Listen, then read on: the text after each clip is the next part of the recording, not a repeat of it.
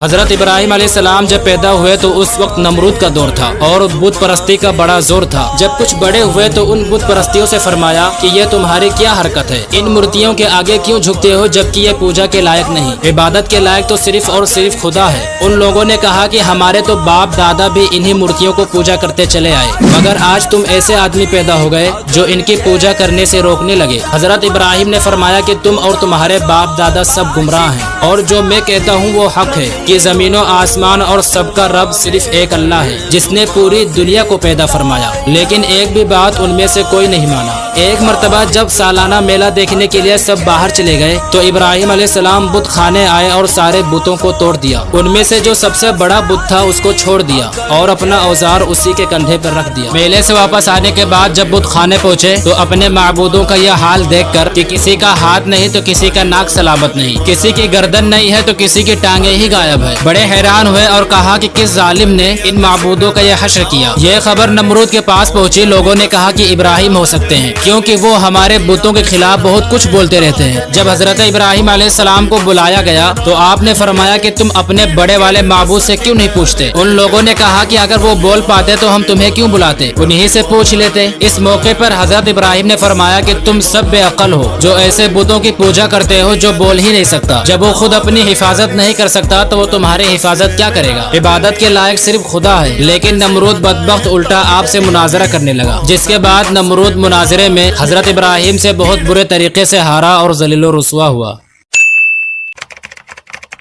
ایک صحابی رسول نبی کی بارگاہ میں حاضر ہوئے اور کہنے لگے، یا رسول اللہ، ایک راستہ تھا جس کے پتھر اتنے گرم تھے کہ اگر اس پہ گوشت کا ٹکڑا رکھ دیا جاتا تو کچھ ہی وقت میں وہ کباب بن جاتا۔ میں اپنی ماں کو گردن پہ سوار کر کے اسی راستے سے 6 میل تک لے گیا، تو کیا میں اپنی ماں کا حق ادا کر دیا؟ حضور نے فرمایا کہ تمہارے پیدا ہونے میں درد کے جس قدر جھٹکے اس نے اٹھائے ان میں سے ایک بھی جھٹکے کا درد کا حق ابھی تک تم ادا نہیں کر پائے، کیونکہ ماں کا حق بیٹا کبھی ادا کر ہی نہیں سکتا۔